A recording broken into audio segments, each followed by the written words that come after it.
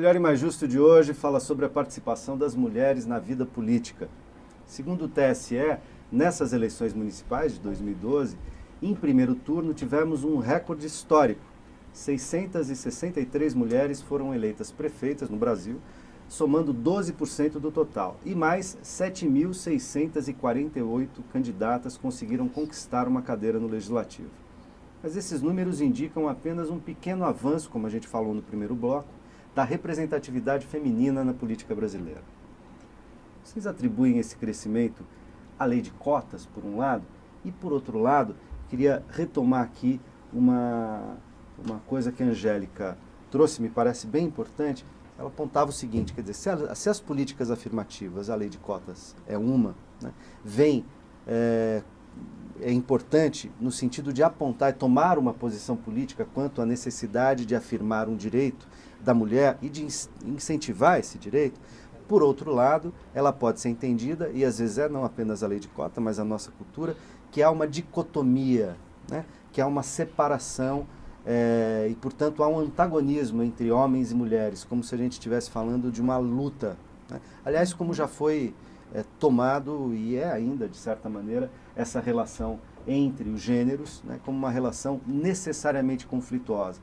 Claro que ela tem campos de conflito históricos, inclusive, de submissão e de opressão da mulher pelo homem, entre outras opressões, né? Mas esses fatores, esses elementos, então, a afirmação e, ao mesmo tempo, a necessidade da superação, né, de dicotomias que precisam ser superadas historicamente, então, devem estar na agenda da busca de um amadurecimento político, inclusive da mulher, do homem, mas também da mulher, na medida em que ela entra mais na política, Angélica? Exatamente isso, Tuto, porque quando eu toquei nesse aspecto, né, da necessidade de não ver esta relação, embora conflituosa, somente de uma maneira conflituosa, eu queria resgatar que política é proposta. Então, que tipo de proposta a participação, independentemente do gênero, sendo homem ou mulher, você defende? Então, é no campo das propostas que você se alinha, homens e mulheres, né?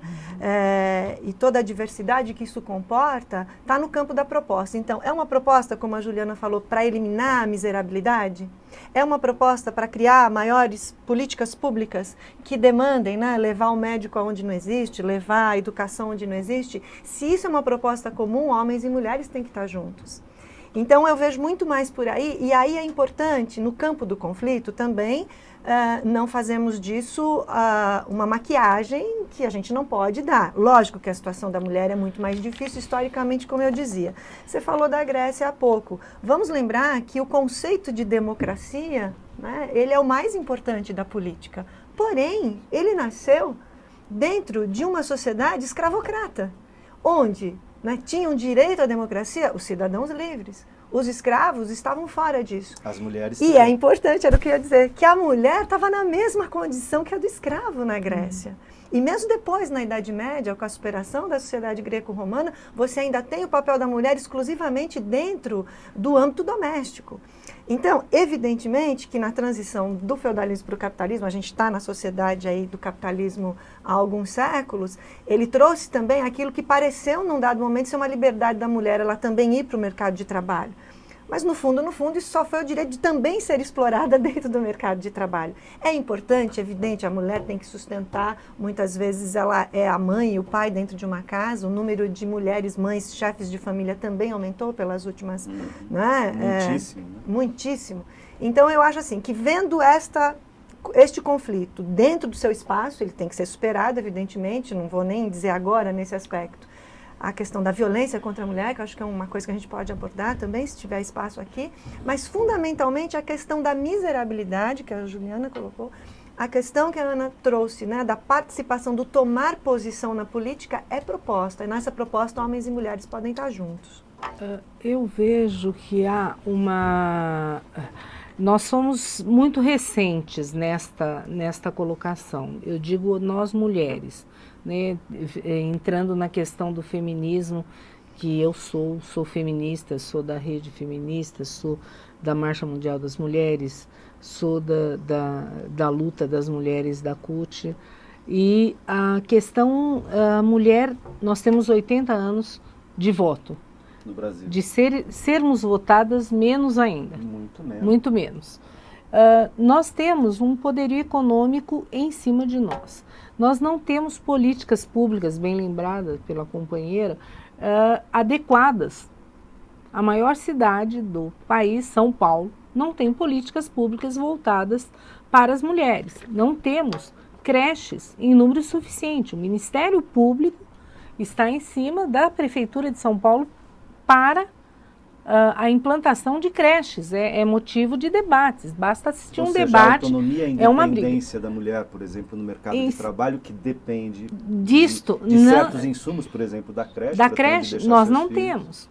As mulheres estão ocupando os lugares, mas o salário continua não sendo igual. Em média, não existe igualdade de oportunidades, não existe igualdade de salário.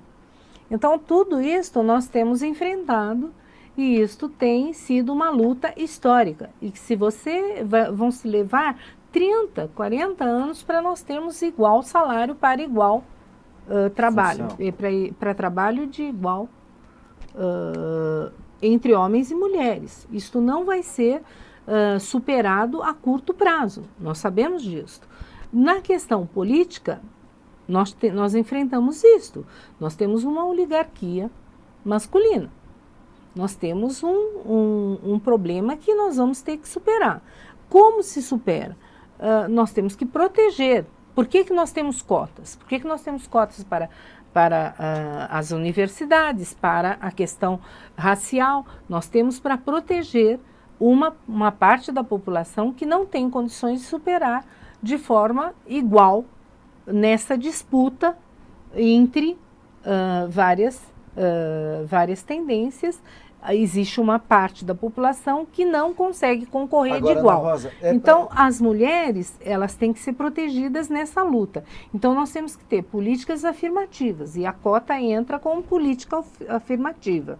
Só que esta política afirmativa não é suficiente, estão aí os números para provar. Então, nós temos que reforçar com outras políticas. A meu ver, nós temos que ter o financiamento de campanha pública para complementar ou outras, aliados a outras formas de políticas afirmativas, que podem ser políticas sociais, políticas públicas que venham a ajudar esta luta, para que a mulher possa ocupar o seu papel. Porque se você olhar os movimentos sociais, você vai ver a participação da mulher. Ora, nada mais justo que dos movimentos sociais surjam e estão surgindo as lideranças políticas desse país. E muitas são mulheres, aliás, há muitos movimentos e grupos a maioria são ligados às pautas femininas. Agora, as políticas afirmativas, você fala, e acho que é importante a gente tocar um pouco mais nelas, no seguinte sentido: claro que elas têm uma das suas dimensões, é uma dimensão para proteger setores, segmentos, grupos, gêneros, enfim, que por alguma razão estão sendo discriminados, ou historicamente foram, enfim. Mas talvez a função das políticas afirmativas, das ações afirmativas, seja menos a de proteger e mais a de gerar, na democracia pelo menos, a de gerar equidade, né? Exato. Quer dizer, se eu tenho pessoas que têm condições muito diferentes, eu não posso dar a mesma coisa para ambas. Exatamente. Eu tenho que dar mais para aquela que tem menos, para gerar igualdade, né? Senão, se eu der a mesma oportunidade para quem tem muito, para quem tem pouco, eu não gero igualdade. Só gero igualdade se eu equilibrar esse jogo.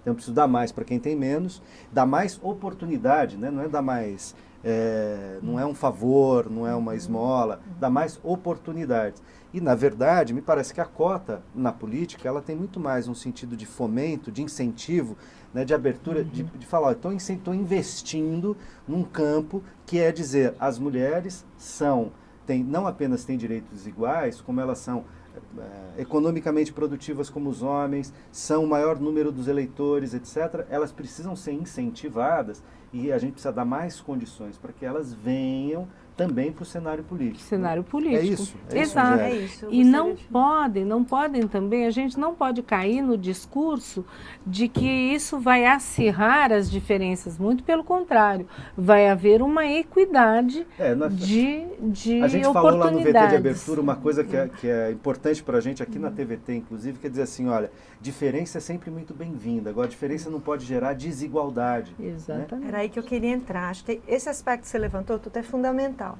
Pessoas com condições diferentes têm que receber, né, diferentemente também os seus incentivos. E outra questão importante que você colocou, não se trata de dar condição igual, mas sim oportunidade, porque senão vira uma política paternalista que os setores conservadores e aristocráticos fazem há muito tempo, isso nunca levou a nada. Então eu queria resgatar isso que você falou, com a questão do aspecto democrático. Vamos lembrar que o Brasil passou por, pelo menos no século XX, 2 grandes ditaduras, a do Vargas e a ditadura militar. Vamos pegar a mais recente.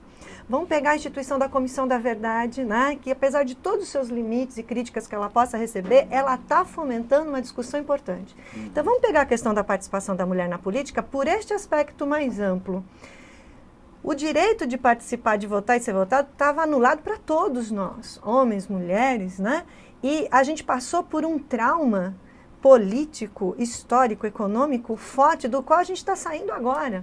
Se depois só, né, de mais de 30, 40 anos a gente consegue falar dos nossos desaparecidos, mulheres desaparecidas, homens desaparecidos, e essas mulheres que foram inclusive para a luta armada, vamos pegar a presidenta Dilma, se esconde até um pouco esse passado dela, né, no sentido dela ser melhor aceita, mas foi importante que ela tenha, né, dentro daquilo que significa o cargo executivo dela, ela não pôde escapar de uma comissão da verdade a ser instaurada, mesmo que de uma maneira atrasada. Então eu queria resgatar isso. Nós estamos também surgindo de um momento muito ditatorial no Brasil que afetou a todos nós. Por isso que eu insisto que a luta é conjunta com as nossas especificidades femininas, sem dúvida alguma.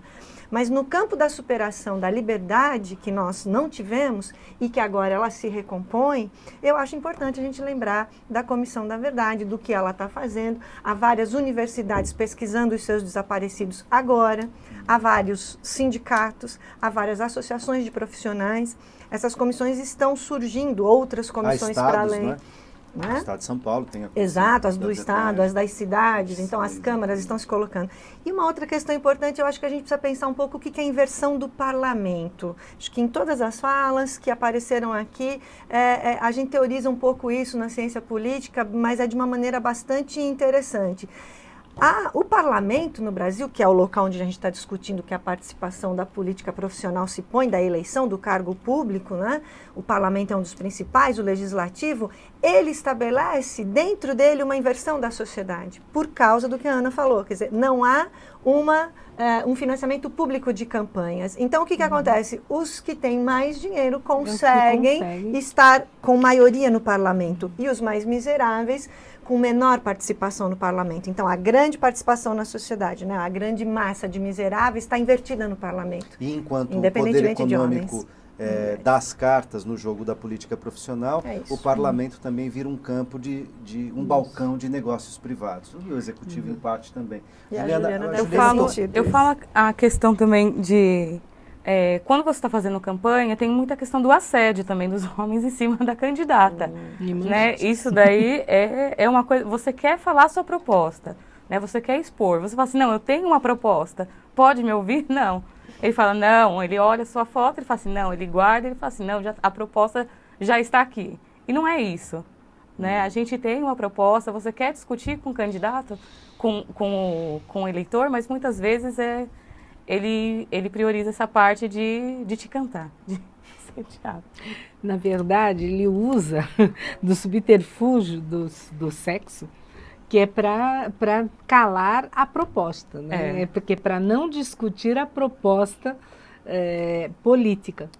Então, para desviar da discussão política, ele usa o apelo do sexo. Agora, isso é muito comum, ligando com uma fala dela, da questão da violência. Espetacularizado e tal. Vou botar uma pimenta nessa história, que é a seguinte.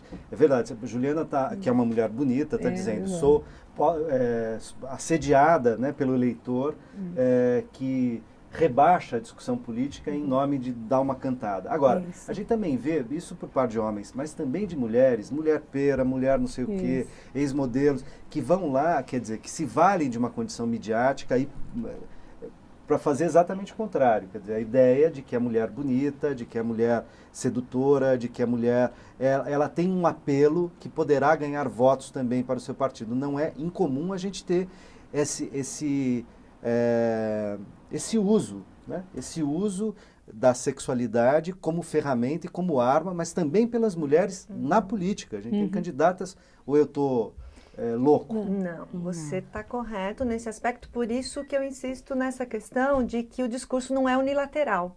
Se você vai para o discurso unilateral da mulher na política, então aí qualquer proposta serve. Por isso que eu falei, política é proposta. Ela vai fazer uma proposta a favor de políticas públicas ou ela vai usar a questão da sua sedução como parte do voto? E o que você está falando, Angélica, também diz o seguinte, quer dizer, a gente não deve escolher um candidato só porque ele é mulher ou porque ele é homem. Ou negro ou índio. Ou índio, mas se ele tem as propostas que, enfim, vão mais ao encontro daquilo que você acredita necessário para a tua cidade, para o teu estado, para o teu país, para as tuas posições, enfim. É até legítimo que cada um que tem uma proposta tenha a condição de defendê-la, seja ela uma proposta mais conservadora, uma proposta mais progressista. Acho que nossa mesa aqui está bastante progressista nesse sentido, que bom, né? Eu acho que o nome do programa é Melhor e Mais Justo, mais progressista do que isso, impossível, né? É uma aspiração. É uma inspiração. O problema é que um dos motivos até para a gente aceitar esse convite. Ana Rosa vai botar um problema, mas eu preciso fazer o intervalo e aí a gente volta com o problema que a Ana Rosa vai colocar. Não sai daí.